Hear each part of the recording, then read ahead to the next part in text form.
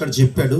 ఇక్కడ నేను చెప్పాలనుకుంటున్న సువార్త ఏంటంటే, ఏంటి మంచి దేవుడు చెప్పింది ఏంటి, ఎందుకు పిలిపించమన్నాడు అని అంటే, పేతురు గారు వచ్చంట చెప్తాడంట, ఆ మాటల వలన అతను తన ఇంటి వారు ఏం పొందుతారు, రక్షణ పొందుతారంట. చప్పట్లు కొట్టి దేవుని మహిమపరచండి. హల్లెలూయా, హల్లెలూయా. ఆ దేవుని వాళ్ళ కుటుంబానికి అవసరమైంది, కుటుంబంలో ఉండవలసింది, కుటుంబానికి ప్రాముఖ్యమైనది అది ఏంటి అని అంటే రక్షణ. ఆమె రక్షణ. ఆ రక్షణ ఎలా కలుగుతుంది అని అంటే, కొర్నేలి భక్తి అతను రక్షించలేదా, తన కుటుంబాన్ని రక్షించలేదా? కొర్నేలి ధర్మకార్యాలు అతను రక్షించలేదా? అతను కుటుంబాన్ని రక్షించలేదా? లేదు. అతని యొక్క భక్తి, పరిశుద్ధత, ధర్మ కార్యాలు అతనికి రక్షణ తేలేదా? లేదు. ఆమేన్, హల్లెలూయా.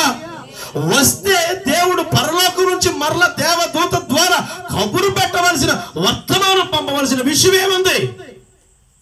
ఆమేన్. కనుక ఈ రాత్రి ఆలోచించండి, కుటుంబానికి మంచి ఎక్కడి నుండి, కుటుంబంలో మంచి ఎలా జరుగుతుంది? దైవ సేవకుడు వచ్చి ఏం చెప్పాలి? దైవ సేవకుడు వచ్చి ఏం ప్రకటించాలి?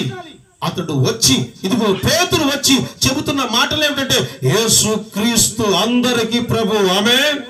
మీ జీవితాల్లో మీకు నానా విధాలుగా ఎన్నో ప్రభువులు ఉన్నాయేమో, ఏదో మీ మీద అధికారం చేస్తుందేమో, ఏదో మిమ్మల్ని పాలిస్తుందేమో, దేని కింద మీరు అడుగులు పడిపోయి ఉన్నారేమో, దేని వలన మీరు అట్టడుగుకు పోయారేమో, వాటి వలన మీకు రక్షణ లేదు, వాటి ద్వారా మీరు రక్షణ పొందలేరు, వాటి మూలంగా మీరు రక్షణ పొందలేరు.